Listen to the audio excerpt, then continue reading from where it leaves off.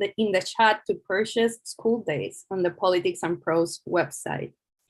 Additionally, you can ask the author a question by clicking on Q&A, which can be found near the bottom of your screen. And while we'll try to get to everyone's questions, we apologize in advance if we don't have time to address yours.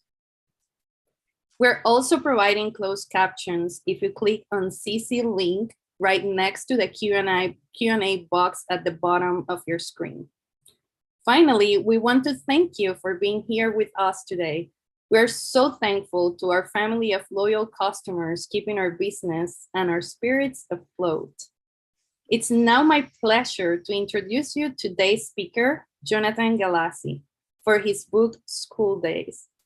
The new novel, School Days, from the acclaimed poet and publisher, asks fundamental questions about love and sex, friendship and rivalry, desire and power, and the age-old dance of benevolence and attraction between teacher and student.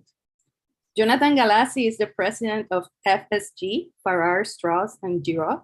He's a former poetry editor for the Paris Review, a former chairman of the Academy of American Poets, and the recipient of a Guggenheim Fellowship for Poetry.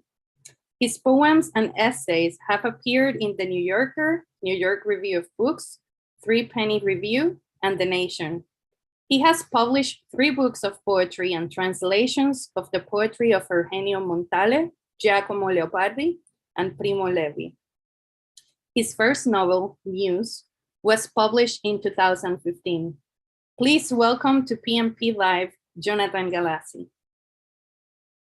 Thank you, Patricia. It's such a pleasure and honor to be at Politics and Prose. I was telling her earlier that I've been there many times, usually live, to listen to my authors who have read or had events at the store. It's one of the legendary bookstores of the country, and I love being there. And I'm really honored to be with you virtually talking about this new book. I'm a publisher by profession. I have been since I was in my early 20s, and now I'm in my early-ish 70s, so that's a long time. My first novel was a kind of comedy about the publishing business and how it's changed in the years that I've been involved with it.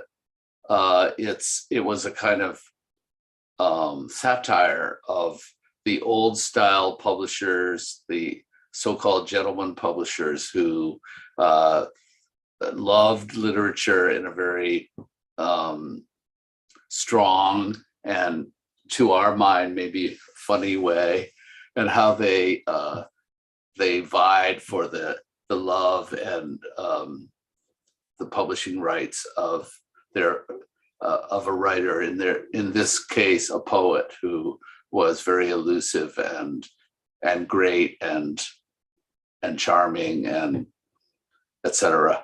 It was great fun to do that book. So when it was over, I decided I would dig deeper and try to write a book about something else that was very important to me, which was my experience as a student, which was also a long time ago, even longer. And I went to a boarding school in the days when they were single-sex environments. A few of them still are, but most of them now are co-ed.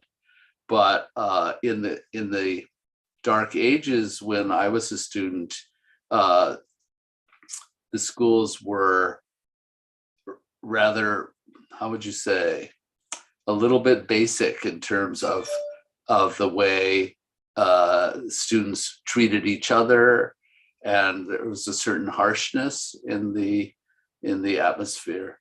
And so I decided that I would try to investigate that. And the relationships between the students and the teachers. And I made my main character be a graduate of one of these schools who was also became a teacher at that school. And I think I'll just read you a few pages to give you a sense of the feeling of the book, and then we can talk about what goes on in the book and the dilemmas that it's about. It's called School Days, and it takes place at a school called the Leverett School in Connecticut. Late afternoon sunlight was flooding the apartment. Pillars of dust rotated in the drowsy air. He was glad to be home after a long day, ready to put up his feet and look at the paper, but the phone was vibrating in his jacket pocket. He leaned back on the island in the kitchen and listened to the message from Jean Harrison, the head's secretary. "Good afternoon, Sam," she enunciated crisply. "Boris would like to see you in his office at 5 o'clock. He had 15 minutes. He trudged upstairs to the rat's nest that was his study, threw his book bag on his desk, and fell into his old chintz reading chair. English 101 had been a slog. Afternoon classes often were this early in the year when the new arrivals were still getting their bearings. Convincing freshmen that what a character says in Romeo and Juliet doesn't necessarily reflect everything he or she is feeling wasn't as easy as you might think. The kids at this point were still clinging to the literal ways of reading they'd learned at home, if they'd read at all. His job was to unclog their mental pores, encourage them to stop repeating the commonplaces they'd parroted back to get them this far, and be willing to take the risk of being wrong. English, he had always felt, was about everything other than math, that was.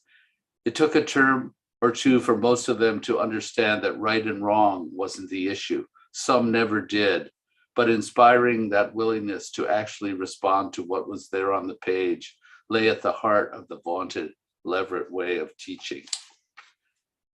Boris's office was in Main Hall on the north side of the Oval, the great lawn which School Street divides from the town green, just the way the center of one of Connecticut's oldest and most prosperous towns ought to look. He'd spent more than half his life here, 4 years of high school back when it was still all boys. "Where I got my education," he always said. Leverett is one of the oldest, richest, and most academically distinguished high schools in the country.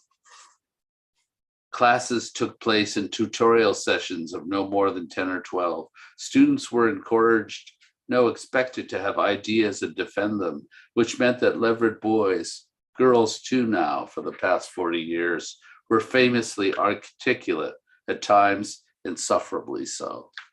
So that's the world that Sam Brandt, our hero, lives in. He's a teacher, an English teacher. He loves what he does. He's really devoted to his students. And a lot of what happens in the book actually shows him teaching, using poems to talk to the students. It shows his relationship with some of the students. But the reason he was asked by the headmaster to come to see him was that the headmaster had received a letter from a classmate of Sam's way back when, who claimed that one of the great teachers of the school had abused him.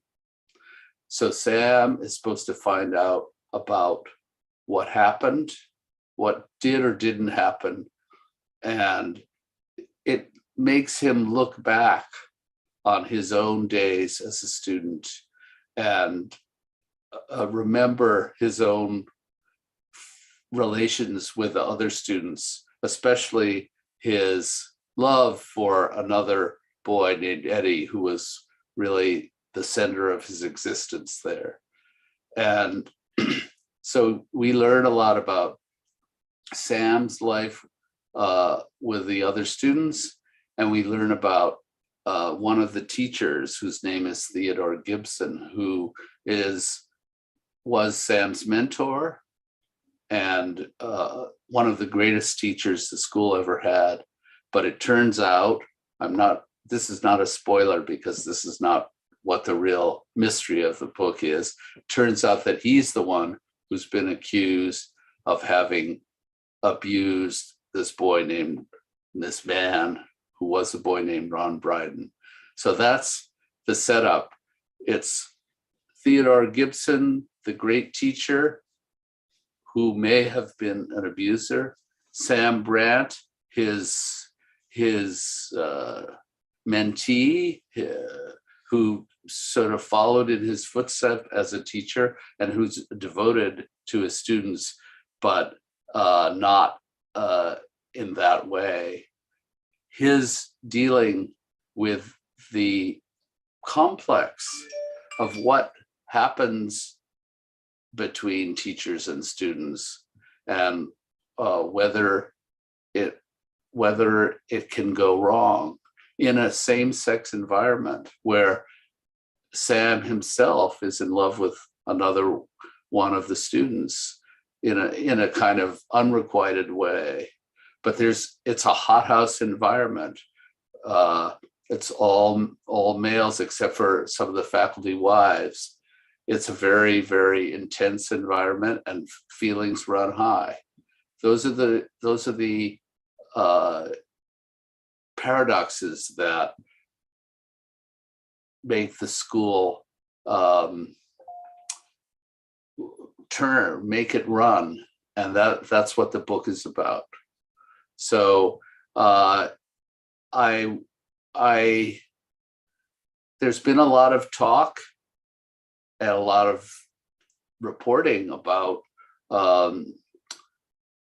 abuse of students by teachers in all sorts of schools, but that is one of the things that motivated me to write the book, was try to get at the paradox of how could a person be a great teacher and also possibly do something that would be harmful to a student.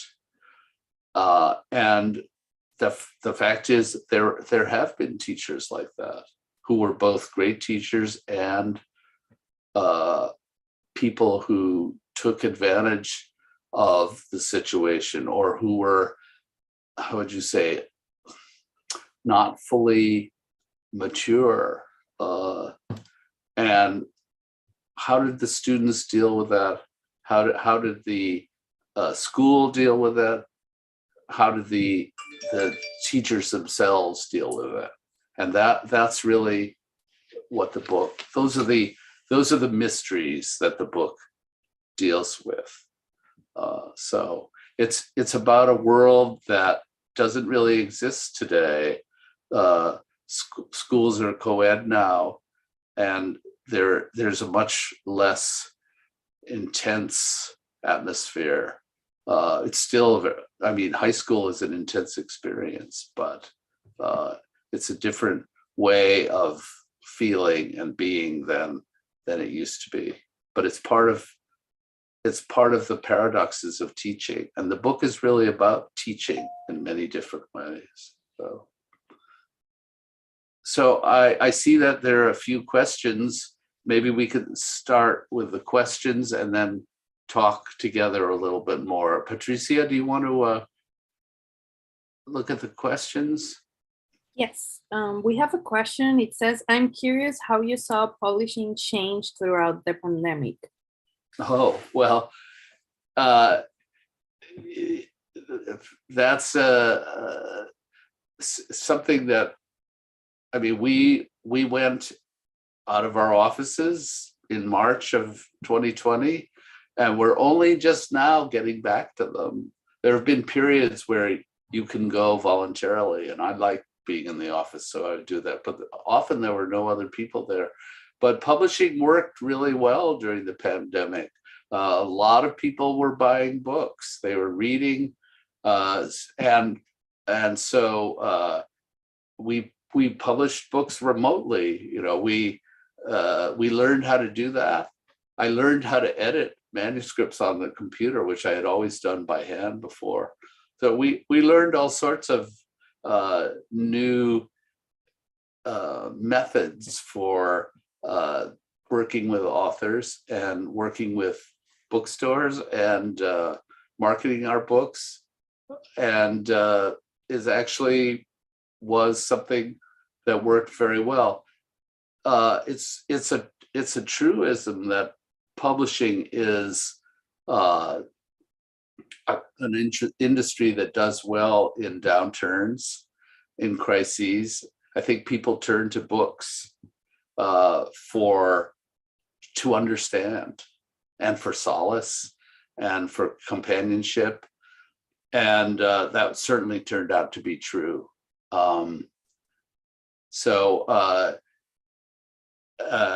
That it was actually a very rewarding thing to be doing.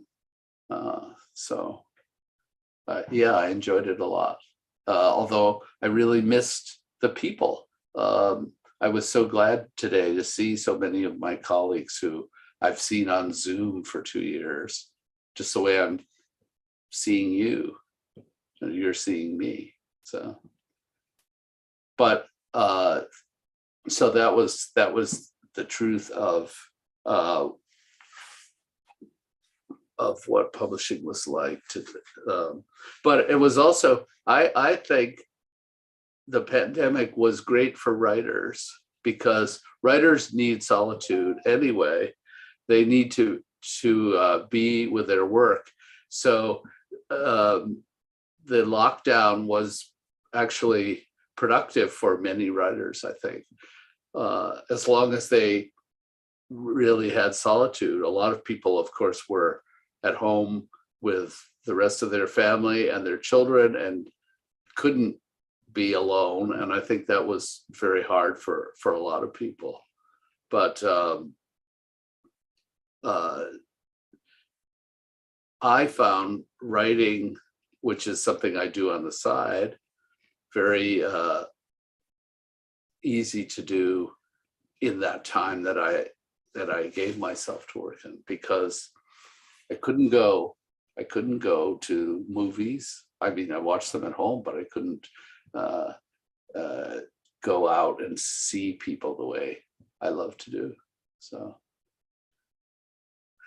So I worked a lot on this book, and that was great fun. I worked very hard on this book for a lot of years, though, because it was a deep dive into my own history and the history of the way people used to learn and be together in schools, and that was something that I had to really think about a lot.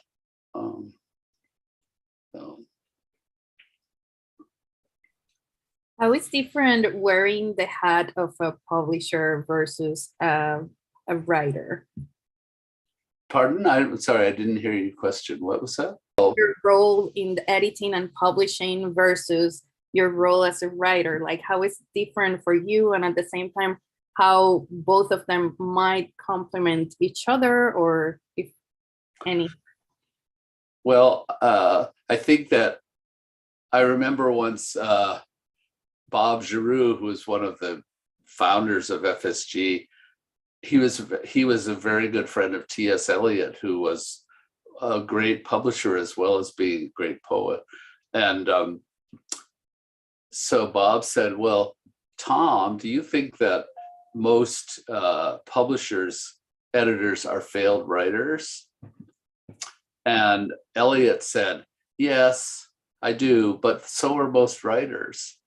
So I thought, that kind of says it all about,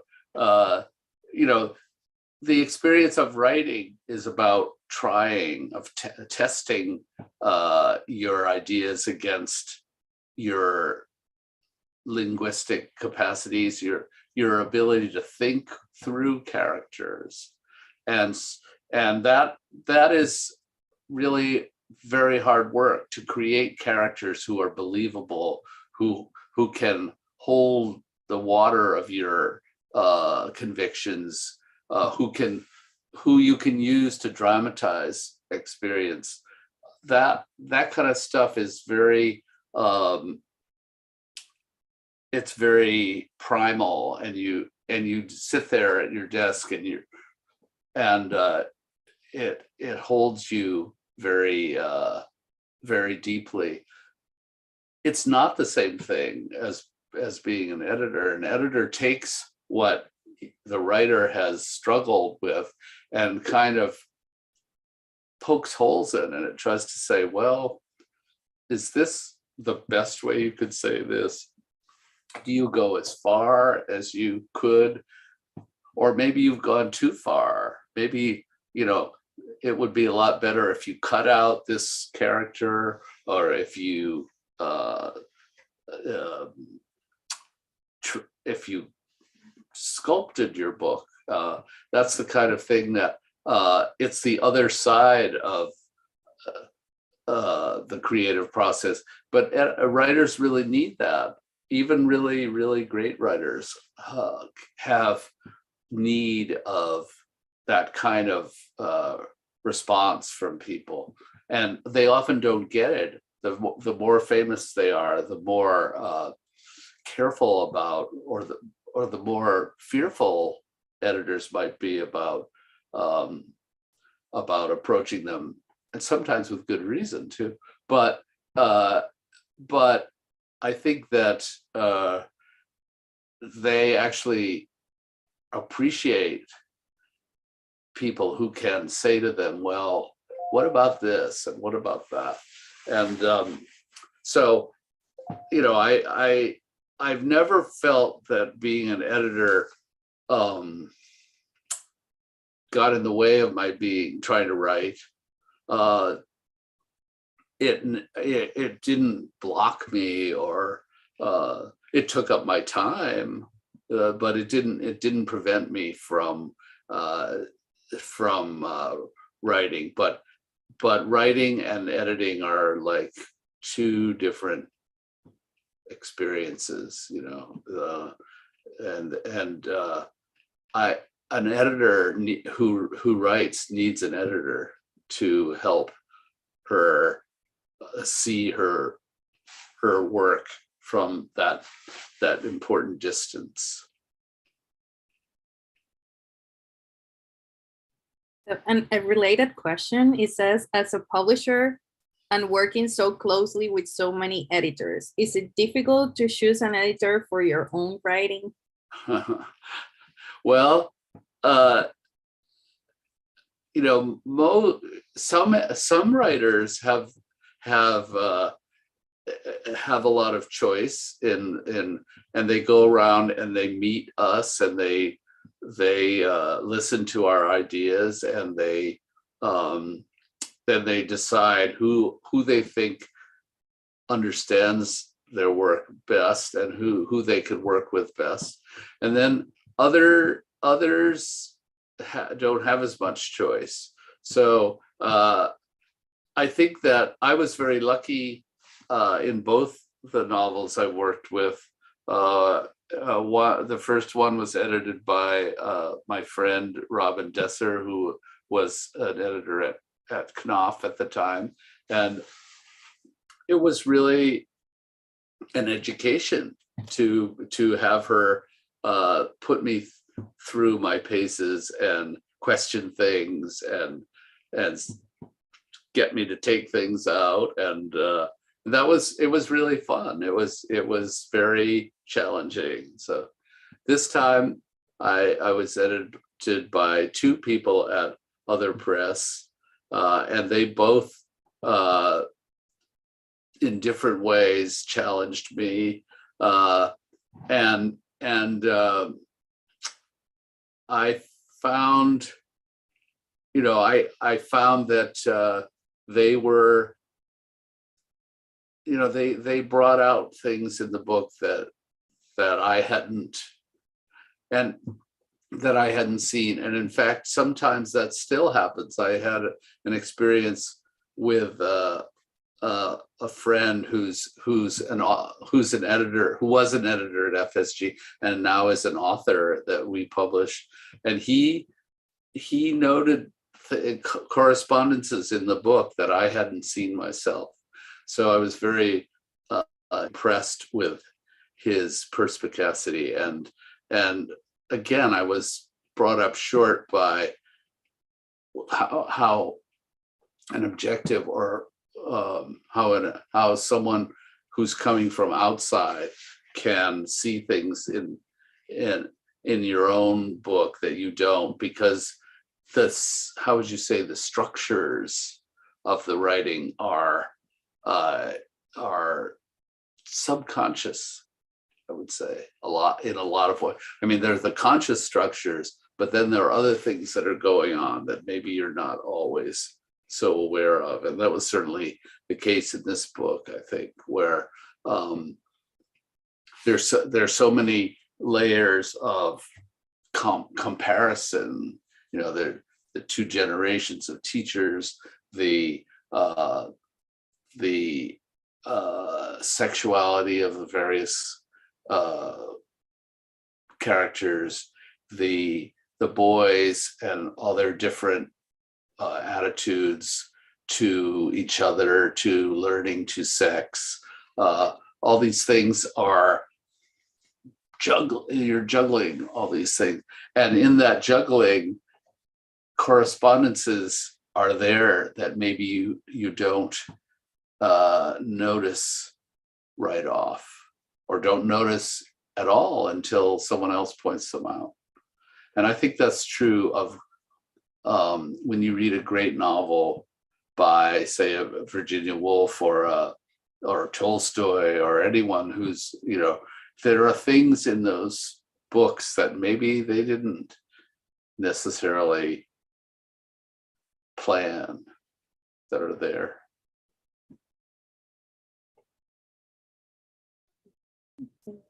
Another question. Do you find it difficult to switch between writing different genres? Do you work on it all at the same time, or you separate that?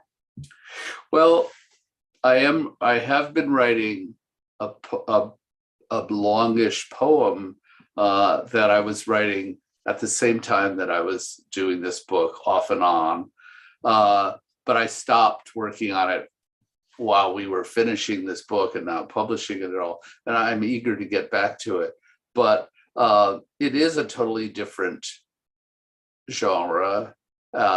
You create a world in poetry, but you don't create a polyphonic world of various characters, who are creating themselves, creating each other in a way, in the dialogue in the action between them, and the discussions between them, the contrasts between them. Poetry isn't usually that complex. It's complex in all sorts of ways, but it doesn't have that multi-voiced aspect to it. So on the other hand, I would say that this poem thing that I'm working on is more prosaic than some other poetry projects I've had, and that may have, the voice of the discursive quality of the writing may have been affected by my trying to write a novel. But it's, that's one thing about being an editor. You're an amateur, and you can try doing all sorts of things, and you can do that as a writer too.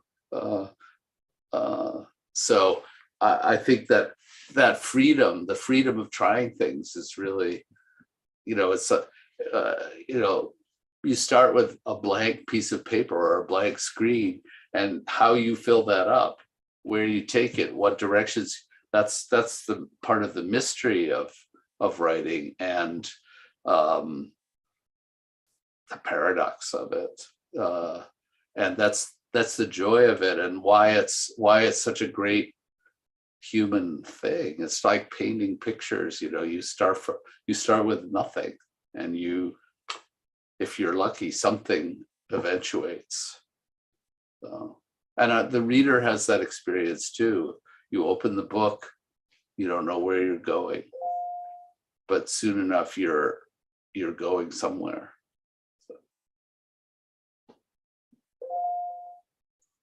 Okay, another question. How do you decide which titles go to which imprint within FSG? Do you have a final say in these decisions, or is that up to each imprint to bring to you? Well, I'm not the president of FSG anymore. Mitzi Angel, my friend, is, and I'm the chairman. She's making a lot of decisions like that. But that's the kind of thing that is done collaboratively.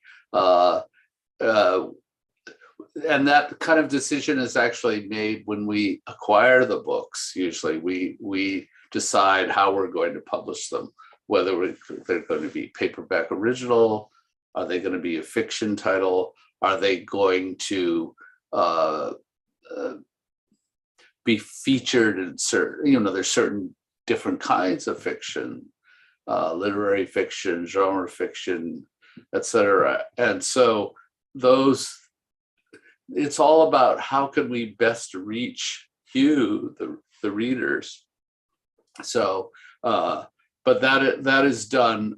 The editor who finds the book brings it to the company and wants to publish it, discusses that with the people who decide about the acquisition, and they work out together what's the best way of publishing the book. And we try to do that as when we're acquiring it. We want to know how are we going to publish the book? How are we going to reach readers?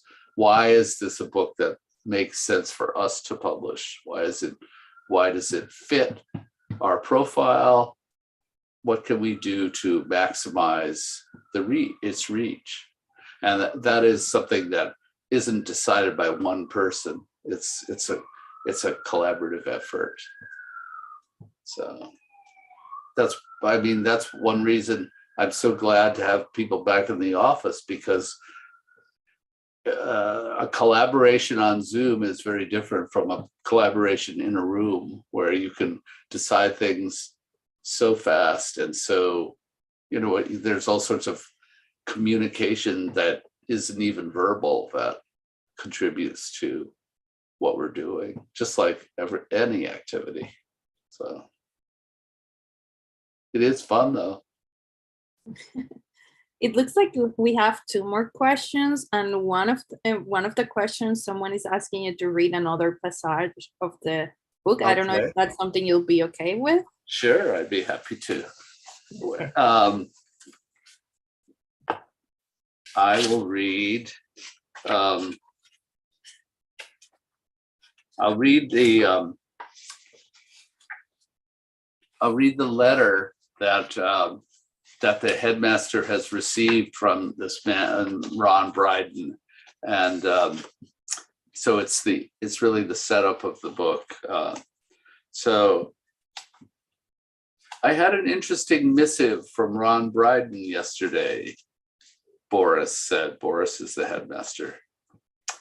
Dear Mr. Crone, Ron Bryden, class of 1967, here, coming at you out of the blue. I haven't had anything to do with the Leverett School since the spring of 1966. At the time, I was dead certain I'd never want to ever hear this name again, let alone be in touch. Lately, though, I've been thinking that the time has maybe come to try and turn that around with a few amends made. I'm hoping you'll agree. I saw on the news the other week that the Bishop of Kansas City is going to jail for having shielded abusive priests in his diocese, and that the church is paying out substantial settlements to the victims. I wonder if you're aware of a not so dissimilar situation at your own institution involving one of your star pedagogues, the ones you're always touting as embodying what makes a Leverett education so unique. Imagine faculty malfeasance at the Leverett School of all places, and with dire and enduring consequences for yours truly. I'm curious as to how this news strikes you and what you think should be done about it. I look forward to hearing from you very, very soon. Yours sincerely, Ronald E. Bryden, Esquire. He sounds a bit unhinged, Sam said, or hurt and confused and angry, you think? And quite possibly litigious, Sam said. Have you responded? Not yet, but I will. I need you to find out everything you can about Ron Bryden's career at Leverett, his academic record, who his teachers were, where he lived, why he left. Get me everything you can on the QT, please. Boris gave Sam his trademark soulful stare. We need Ron to understand how concerned we are, above all, about him, he added. Really, there was no one like Boris. Suppose old Ron turns out to be a grifter.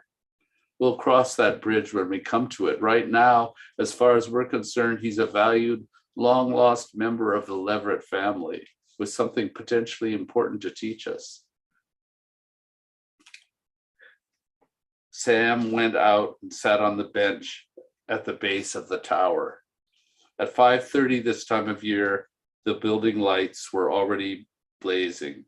If he squinted, the place looked like an ocean liner, making its stately progress through the gathering dark. There was a veil across the half moon. The air was as crisp as a Jonomac. The first frost had been forecast for tonight. It all came back like the slap in the face of an unexpected wave. Of course he'd known Ron Bryden, though he hadn't crossed Sam's mind in 40 years. He'd been Eddie's roommate. None of them could stand him. So that's what they have to deal with. This rather volatile guy, Ron Bryden, who's very emotional, over-expressive, and he comes to visit the school, and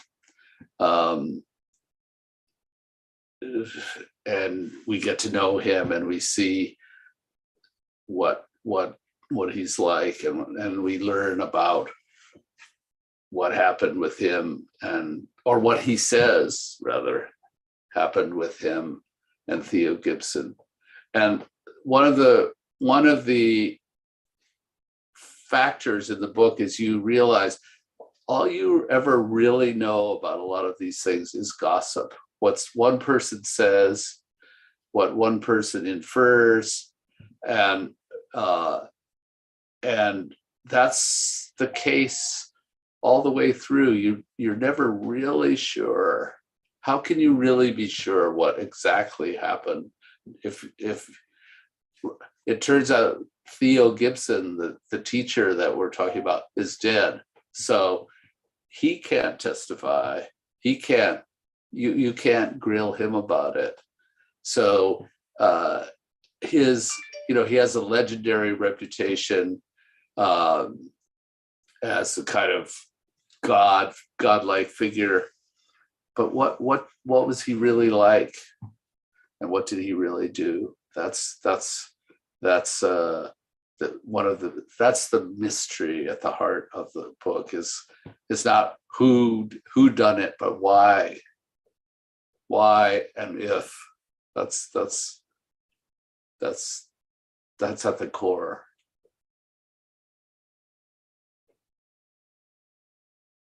Another question here. How many bookstores are you speaking at for this book?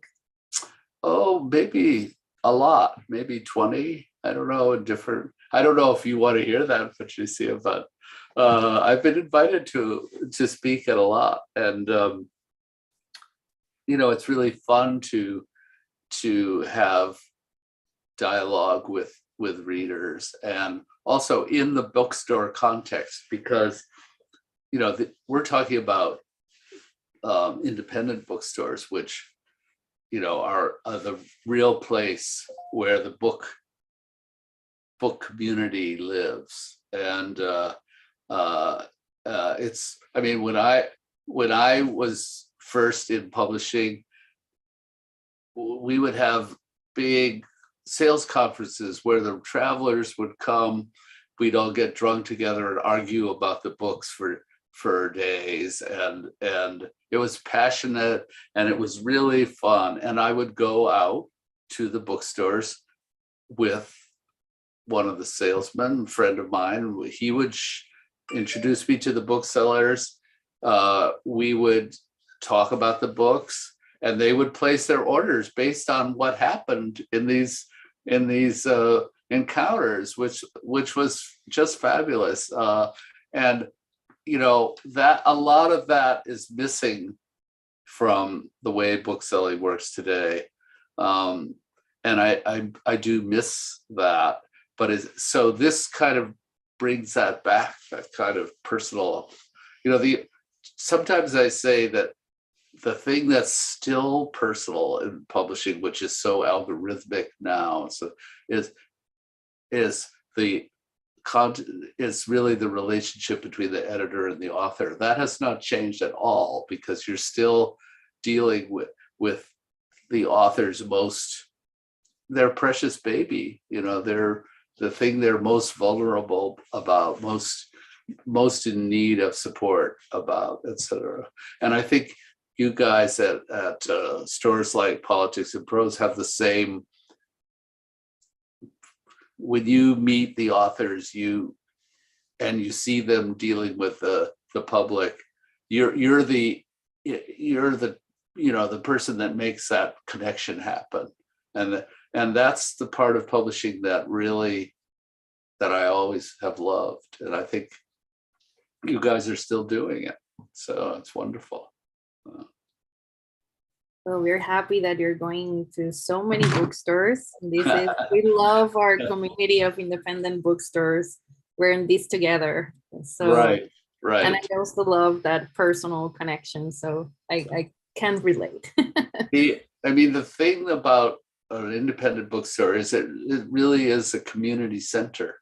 It's a place that brings people who care about writing and book into a place where they can be together, they can get to know each other. And it has a function that isn't just about commerce. It's about something much bigger than that. Yes, it's definitely community and love for the written word.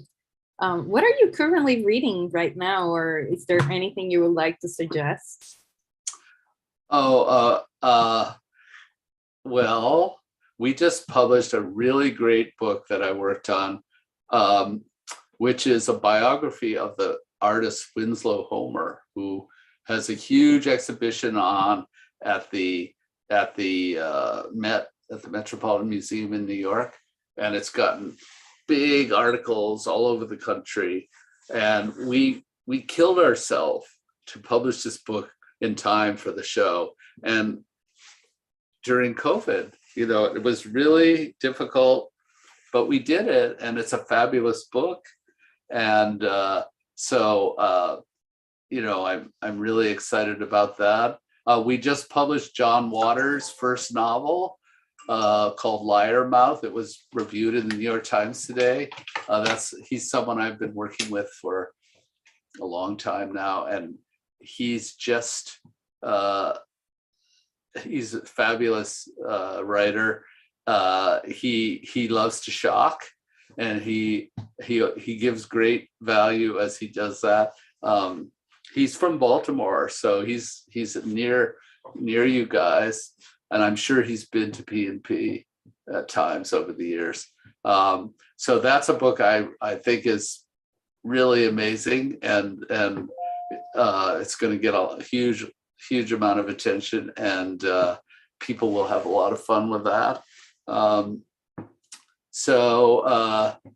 don't know.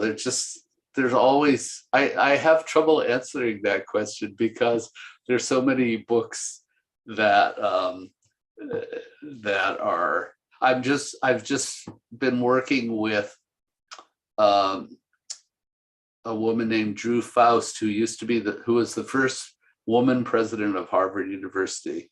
And she's written a book about growing up in Virginia in the 40s and 50s, and how she became a historian, how she grew out of her rather provincial background to become a civil rights activist. And it's just a fantastic book. We're going to publish that next year.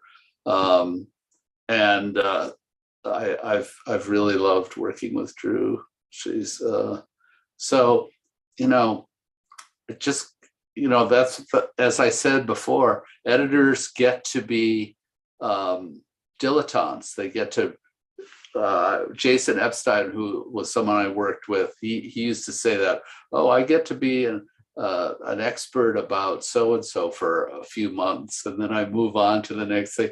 And that is one of the real joys of being an editor. So. Thank you so much for being here. We truly appreciate that you were here sharing from your book and spending time with us tonight. Well, it's a privilege and it's a joy. And I hope you are thriving. And I think you are, because you've learned how to connect by Zoom as well as by room, right? So I look forward to my next visit to the real Politics and Prose too. Waiting there. So thank you very much, and I hope you have a great season. I'm sure you will. Thank you, and thank you to our audience for being here. Your support is what enabled us to bring you programming like this, and we cannot continue to host these types of events without the book sales to support them. Please support Jonathan Galassi and Politics and Prose by using the link in the chat to purchase Cool Days. Check our website for the most current updated event listing, as we have a great list to choose from. We do hope to see you all there, and thank you for joining us today. Thank you again, John. Stay well read, everyone, and we'll see you next time. Thank you. Thanks a lot. Bye. Bye-bye.